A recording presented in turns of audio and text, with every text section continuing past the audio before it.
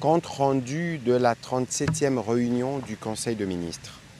Le président de la République, chef de l'État, Félix Antoine Tshisekedi Tshilombo, a présidé ce vendredi 28 mars 2025 à la Cité de l'Union africaine, la 37e réunion du Conseil de ministres. 5 points étaient inscrits à l'ordre du jour, à savoir 1. Communication de son Excellence Monsieur le Président de la République. 2. Points d'information. 3.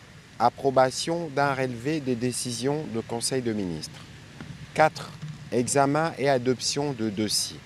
5. Enfin, examen et adoption de textes.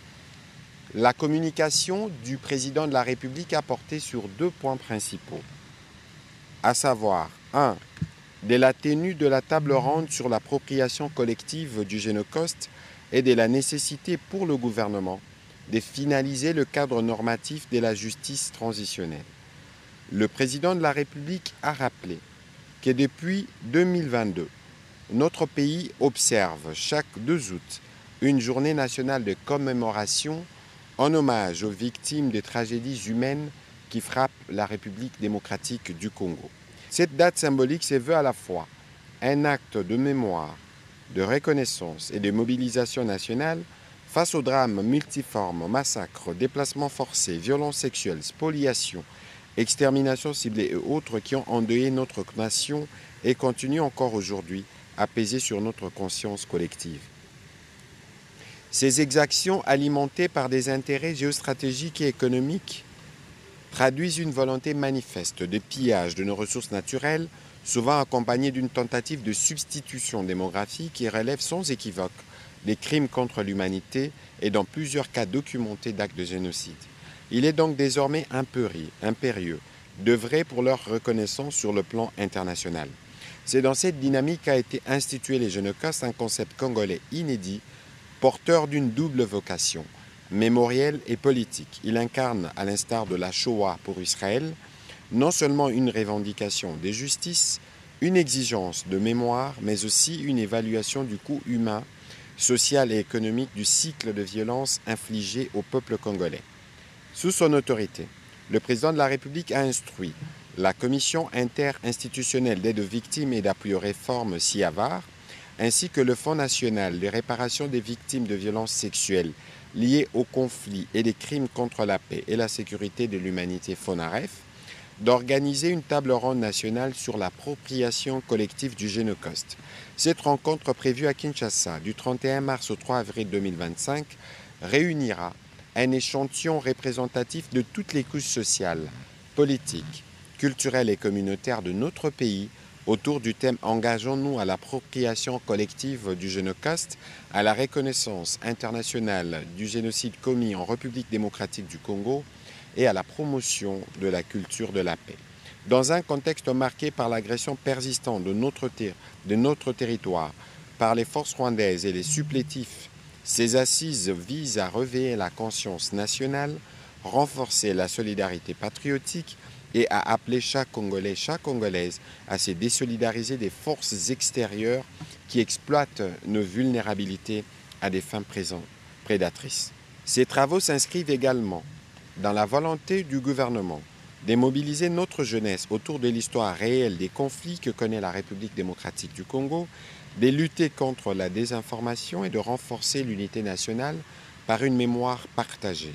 Parallèlement, afin d'assurer la cohérence de notre action en matière de justice, de réparation et de réconciliation, le président de la République a insisté sur l'urgence de finaliser le cadre normatif complémentaire relatif à la justice transitionnelle conformément à nos engagements nationaux et internationaux.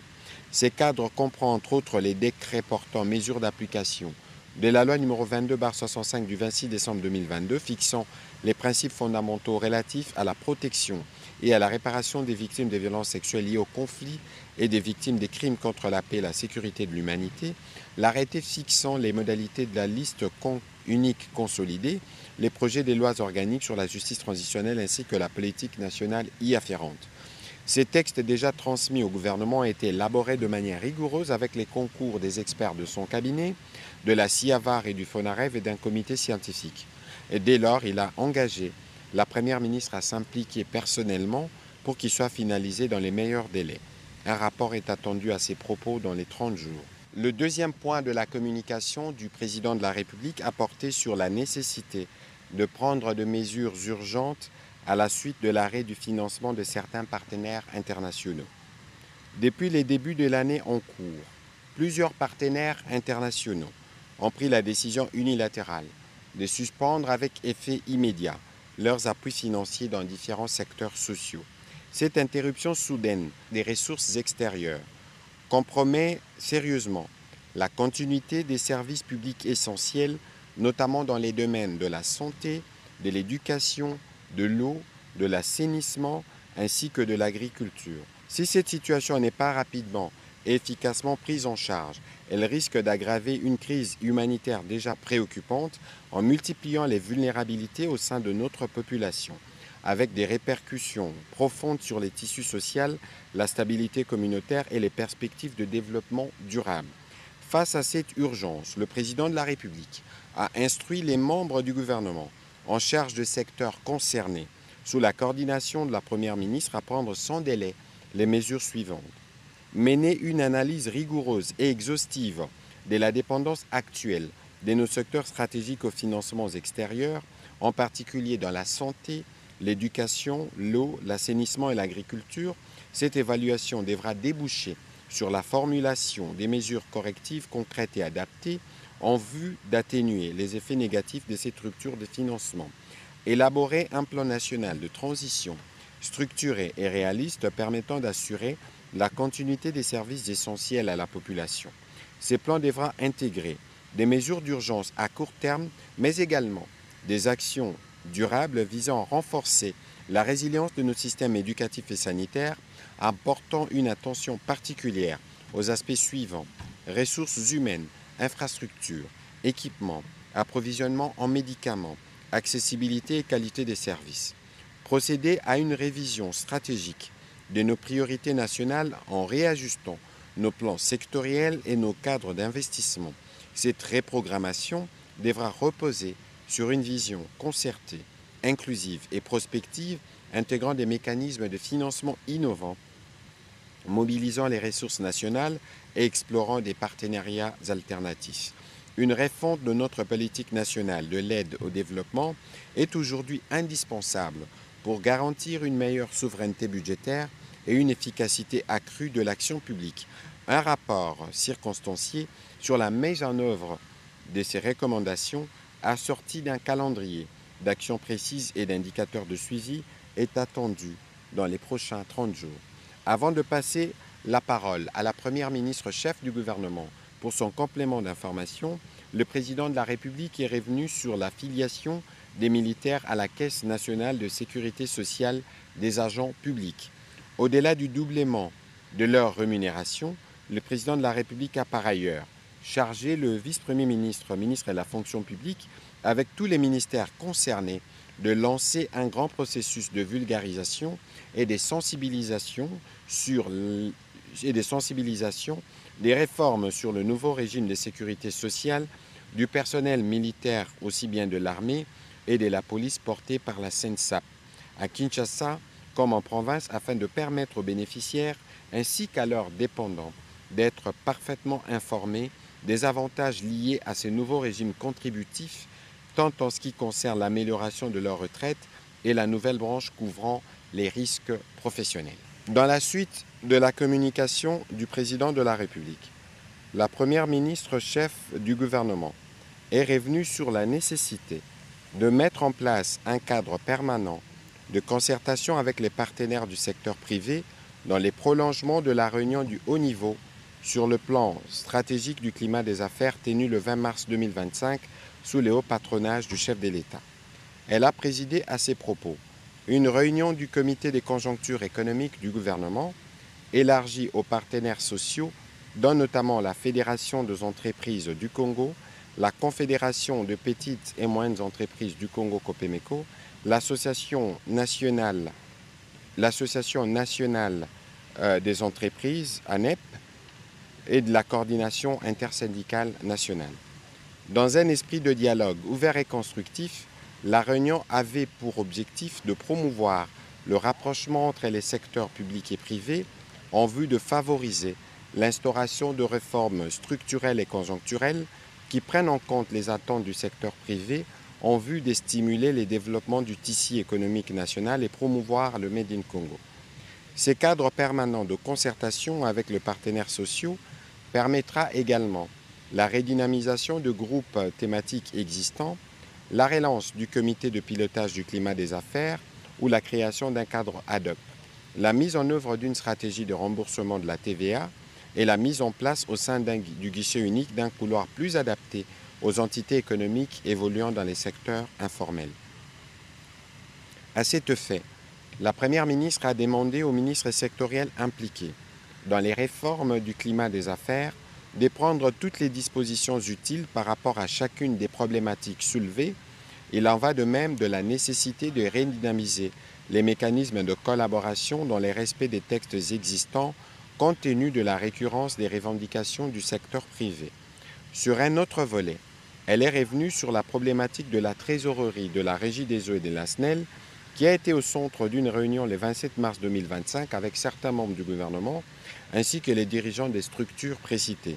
Il a été conclu que le gouvernement instaurera dès le mois d'avril 2025 un ordre de paiement permanent suivant les protocoles d'accord en vigueur afin de soulager le passif de ces deux entreprises. Aussi, la Première ministre a demandé la finalisation de travaux de la commission ad hoc instaurée depuis quelques années qui devra se pencher d'une part sur la question des dettes fiscales et des créances sur l'État et d'autre part sur les paiements réguliers des factures de consommation courante. Ainsi, les montants convenus dans les accords signés avec la SNEL et la Régie des eaux devront être payés mensuellement à travers un ordre de paiement permanent. Concernant la question de la dette fiscale et des créances sur l'État, une commission interministérielle devra examiner plusieurs pistes, notamment l'actualisation de la liste des ayants droit, la titrisation de la dette, la révision de la tarification, la possibilité d'un mécanisme de remboursement du manque à gagner. Ces mécanismes devraient ainsi permettre l'opérationnalisation durable de la Régie des eaux et de la SNEL. Les ministres concernés devront s'y pencher avec diligence, chacun selon ses attributions pour valider les protocoles qui satisfera toutes les parties. Au deuxième chapitre du Conseil de ministres de ce jour relatif au point d'information, État et administration du territoire. Le vice-premier ministre, ministre de l'Intérieur, a fait le point sur l'État et l'administration du territoire. L'état d'esprit de la population a été marqué cette semaine par des commentaires au sujet des consultations menées par les conseillers spéciaux du chef de l'État en matière de sécurité. Sur le plan sécuritaire, le vice-premier ministre a fait état de 73 cas d'assassinats et d'exécutions sommaires, plus de 112 cas de torture corporelle dans les zones sous occupation étrangère. À cela s'ajoutent des cas de disparitions, des recrutements forcés des jeunes, parmi eux les enfants, des viols ainsi que la mise en place d'une administration parallèle. Le vice-premier ministre, ministre de l'Intérieur, a terminé son rapport en présentant au Conseil les détails aussi bien sur la question de la criminalité urbaine, celle des catastrophes et sinistres ainsi que celles liées à nos frontières. Il a été complété sur ces chapitres par le vice-premier ministre, ministre de la Défense nationale, qui a indiqué, entre autres, contrairement à la communication du 22 mars 2005 annonçant les cessez-le-feu unilatéral et son redéploiement hors du territoire de Walikale, les RDF M23 ont continué à renforcer les positions de leurs troupes en hommes et en matériel et à attaquer les positions des forces armées comme c'était le cas non seulement à Walikale mais aussi à Mulamba et Bulungu dans les territoires de Walungu en Sud Kivu. Face à cette situation, la détermination de forces armées de la République démocratique du Congo reste sans faille pour assurer la défense de la patrie. Au sujet de la situation épidémiologique en République démocratique du Congo, avant de présenter cette situation, le ministre de la Santé, Hygiène et Prévoyance sociale s'est apaisanti sur la situation sanitaire des provinces qui sont sous occupation rwandaise.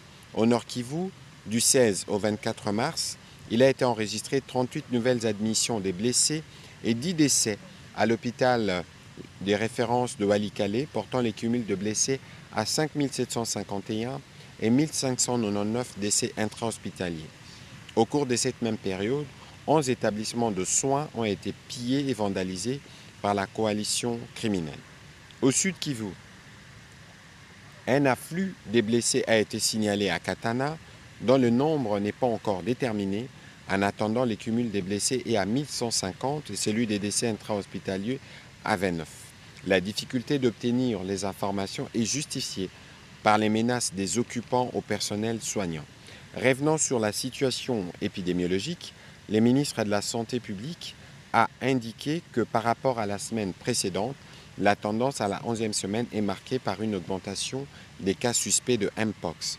Sur les registres des maladies fébriles avec suspicion d'une intoxication d'origine non encore déterminée dans les territoires de Basankoussou, aucun nouveau cas ni des décès n'a été enregistré du 22 mars 2025 à ce jour. Au sujet de la situation du choléra, les cumuls des cas suspects depuis les débuts jusqu'à la 11e semaine est de 12 600 cas, dont 252 décès. Le Nord Kivu reste la province la plus touchée au cours de cette semaine et représente 27,7% des cas dans tous les pays, soit 271. Pour toutes ces épidémies, les dispositifs des ripostes sont bien opérationnels. Par ailleurs, le Conseil a été informé de la signature en date du 15 mars 2025 de l'arrêté fixant l'organisation et le fonctionnement d'une province sanitaire en République démocratique du Congo. Cette mesure d'application de la loi fixant les principes fondamentaux relatifs à l'organisation de la santé publique vise à rapprocher les services de santé de la population ou des utilisateurs dans le cadre de l'implémentation de la couverture santé universelle. Contrôle et recensement biométrique des agents des services émargeant au budget annexe. Le vice-premier ministre, ministre de la fonction publique, a présenté au Conseil une note d'information relative au contrôle et au recensement biométrique des agents des services émargeant au budget annexe dans l'objectif de contribuer à la maîtrise des effectifs et à la rationalisation de la dépense de rémunération. La première phase se déroulera tout au long du deuxième trimestre 2025, soit d'avril à juin, par une note des services assortie d'un calendrier détaillé. Les responsables de tous les services figurant dans la loi de finances 2025, comme émargeant au budget annexe, seront conviés à se présenter devant les services attitrés du ministère de la fonction publique en collaboration avec l'inspection générale des finances pour valider les actes juridiques créant et organisant chaque structure visée, les listes déclaratives des agents qui y sont en activité. Les respects du calendrier de travail étant essentiels pour l'atteinte des objectifs fixés par le gouvernement, il a précisé que son ministère n'hésitera pas à prendre des mesures contraignantes contre les services qui ne se conformeront pas aux instructions données et surtout à l'égard des services irrégulièrement constitués dont les frais de fonctionnement et la charge de rémunération saignent allègrement le trésor public du fait d'un personnel souvent pléthorique. Après avoir réalisé cette préfiguration, l'identification biométrique individuelle sera immédiatement lancée au plus tard le 1er juillet 2025. Ces processus d'assainissement, a insisté le vice-premier ministre, va certainement induire des économies consistantes pour le gouvernement qui, à travers la loi des finances 2025, prend en charge 387 services émargeant au budget annexe pour un effectif déclaré de 46 460 agents. Circulaire fixant les orientations pour l'élaboration des prévisions des dépenses à capital pour l'exercice 2026. Le vice-premier ministre, ministre du Plan, a informé les conseils des orientations pour l'élaboration des prévisions des dépenses en capital pour l'exercice 2026 contenues dans la note circulaire irrélative. Il a souligné que cette circulaire a l'avantage de mettre l'accent sur un processus de sélection de projets fondé sur des critères préétablis, précis, transparents et évalués et prêts à être budgétisés. Sa publication permet également d'assurer en amont une large diffusion des 10 critères, car il s'avère indispensable d'anticiper et d'innover au regard des recommandations du gouvernement et des partenaires au développement afin d'améliorer les processus de gestion des investissements publics en éliminant progressivement tous les goulots d'étranglement et une gestion optimale du dit processus. Outre une brève introduction, la circulaire donne un aperçu des dispositions qui permettront aux institutions, ministères et services publics d'améliorer le choix de leurs projets en cohérence avec les priorités du gouvernement en matière du développement du pays. Campagne de l'élection de notre pays au Conseil de sécurité des Nations Unies. La vice-ministre aux Affaires étrangères a fait les points de grandes lignes de la campagne à moins de 3 mois de l'élection de la République démocratique du Congo au Conseil de sécurité des Nations unies. L'élection étant prévue le 25 juin prochain, elle a brossé une série d'actions à réaliser dans le cadre de la campagne tout en sollicitant l'accompagnement du gouvernement pour relever certains défis organisationnels. La vice-ministre des Affaires étrangères a souligné que l'avènement de la République démocratique du Congo au Conseil de sécurité va ouvrir de nouvelles perspectives de coopération et d'échanges multilatéraux, en plus des questions liées à la paix et à la sécurité. L'engagement de la République démocratique du Congo à l'heure du réchauffement climatique est un autre avantage que l'on peut tirer de son expérience tant qu'il apporte une contribution très précieuse à l'action climatique mondiale et s'impose aujourd'hui comme pays solution au changement climatique. Le Conseil a pris acte de cette note d'information. Processus de réclassement et plan opérationnel de la réforme des organismes auxiliaires. Le ministre d'État, ministre du Budget, a fait les rapports du processus des réclassements et plan opérationnel des réformes des organismes auxiliaires visant à faire face à la prolifération de nombre important des structures qualifiées abusivement de budget annexe dans les lois des finances, rendant ainsi difficile le contrôle et le suivi, le reporting et la redevabilité de leur gestion ainsi que leur budgétisation efficiente. À cet effet, le ministère du Budget a organisé en 2023 l'atelier relatif au réclassement des organismes auxiliaires. Ces assises bilatérales et participatives ayant concerné 38 sections budgétaires ont abouti à la signature de 38 procès-verbaux entre les représentants de l'unité budgétaire du ministère et les présidents de la sous-commission ad hoc. Fort des résultats obtenus, le ministre d'État, ministre du Budget, a présenté les plans d'action opérationnels élaborés pour la suite, lesquels comportent plusieurs axes, notamment la signature du décret portant réclassement des organismes auxiliaires ou encore l'assistance technique sur la budgétisation des budgets annexes et établissements publics à mode programme. Le Conseil a pris acte de cette note d'information. Au troisième chapitre du Conseil de ministres de ce jour, les membres du Conseil ont approuvé les relevés des décisions prises lors de la 36e réunion ordinaire du Conseil de ministres du vendredi 21 mars 2025. Au quatrième chapitre du Conseil de ministres de ce jour, relatif à l'examen et à l'adoption des dossiers. Deux dossiers. 1. Feuille de route pour le renforcement de la gestion des revenus tirés de l'exploitation des ressources minières et des hydrocarbures.